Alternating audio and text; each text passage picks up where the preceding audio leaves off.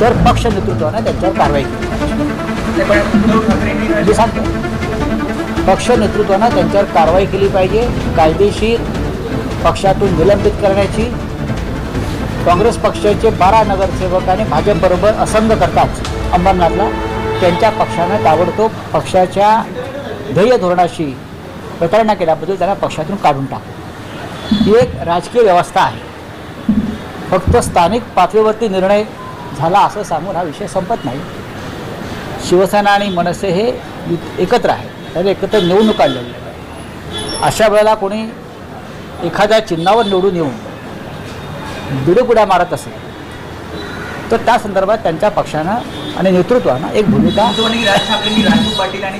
माझा अद्याप विषय संपलेला नाही. त्या पक्ष नेतृत्वानं त्याच्यावरती कारवाई करून महाराष्ट्राला दाखवायला पाहिजे की या भूमिकेशी आम्ही सहमत नाही. कारण राजू पाटील बोलत असताना त्यांच्या बाजूला त्यांच्या पक्षाचे एक नेते उपस्थित होते. तुम्ही पाहिजे हे मला लोकांनी निदर्शनास सांगितलं. आता शिंदे गटाचे लोक म्हणतात मनसे म्हणजे काय MIM आहे का? नाही. पण आमच्यासाठी आणि महाराष्ट्रासाठी शिंदे गट म्हणजे MIM आहे. मराठी माणसातला MIM बेईमान महाराष्ट्रद्रोही. त्याच्यामुळे त्यांच्याबरोबर जाणारे सुद्धा त्याच विशेषणांना पात्र ठरतात. सत्ता मिळाली नाही, काही मिळालं नाही म्हणून अशा प्रकारे बेईमानी करणाऱ्यांना महाराष्ट्र माफ करत नाही.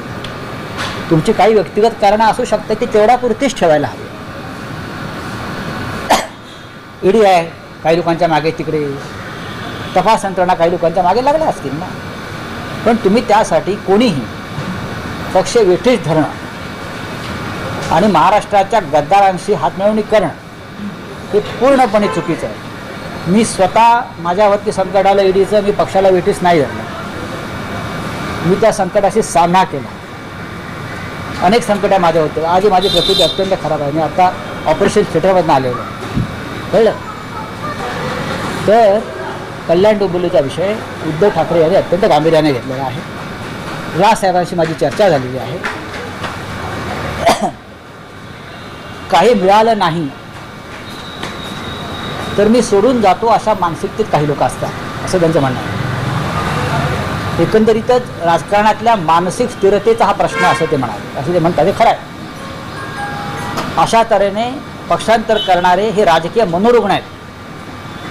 मला काहीतरी हवं आहे आत्ताच, आणि मग शहराचा विकास, गावाचा विकास, राज्याचा विकास, देशाचा विकास, उद्या जगाचा विकास या नावाखाली पक्षांतर वाढत जातात. महाराष्ट्रामध्ये अशा पक्षांतराची कीड वेळीच रोखणं हे न्यायालयाचं काम असलं तरी आजसुद्धा सर्वोच्च न्यायालयानं माती खाल्लेली आहे.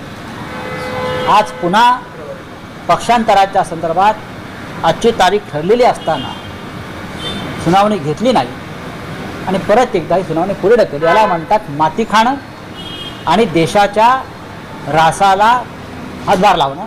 बंधू एकत्र लढले असं असताना शिंदे शिवसेनेला मनसेनं पाठिंबा देणार, आपल्या पक्षाची नेमकी भूमिका काय आहे? आमच्या पक्षाची भूमिका फार वेगळी आणि कडवट आहे. ज्यानं महाराष्ट्राशी हिंदुहृदय सम्राट शिवसेना प्रमुख बाळासाहेब ठाकरेंशी मराठी माणसाशी गद्दारी आणि बेईमानी केली, त्यांच्याबरोबर कोणत्याही प्रकारचं राजकीय किंवा अन्य संबंध ठेवायचे नाही. महाराष्ट्राच्या गद्दारांना मदत होईल अशी भूमिका घ्यायची नाही. सत्ता येते आणि सत्ता जाते. आम्ही सत्तेसाठी हपापलेले लोक नाही, स्वतः राज ठाकरे नाही. त्याच्यामुळे आमच्या भूमिका स्पष्ट आहे. कल्याण डोंबिवलीचा विषय हा आलेला आहे समोर. तो अत्यंत चिंताजनक आहे. त्यांचं असं म्हणणं आहे की स्थानिक पातळीवरचा निर्णय आहे. असू शकेल. जर पक्षाच्या मूळ ध्येय धोरणाशी प्रतारणा करून कोणत्याही पक्षाचं स्थानिक म्हणून घेणारे नेतृत्व विपरीत भूमिका घेत असेल. मेरी देखिए राज साहब भी बहुत व्यथित है जिस तरह से स्थानिक लोगों ने निर्णय लिया है कोई उनके व्यक्तिगत कारणों से, राज साहब का कहना है ये मेरी भूमिका नहीं है, ये मेरी पार्टी की भूमिका नहीं है, स्थानिक निर्णय है। अगर स्थानिक लोगों ने पार्टी के खिलाफ जाकर कुछ निर्णय लिया है भूमिका के खिलाफ, तो उनके ऊपर कठोर एक्शन होनी चाहिए। जैसे कांग्रेस अमरनाथ में, उसी जिले में कांग्रेस के 12 पार्षद बीजेपी के साथ चले गए, सपोर्ट किया तो उनको पार्टी से निकाल दिया।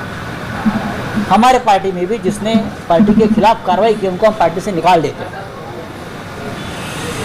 महाराष्ट्र के साथ बेईमानी करने वाले शिंदे के साथ अगर कोई जाता है सत्ता के लिए, शहर का विकास इस नाम के लिए, तो उन्हें भी लोग बेईमान करेंगे। मैं आपको ये बताता हूँ।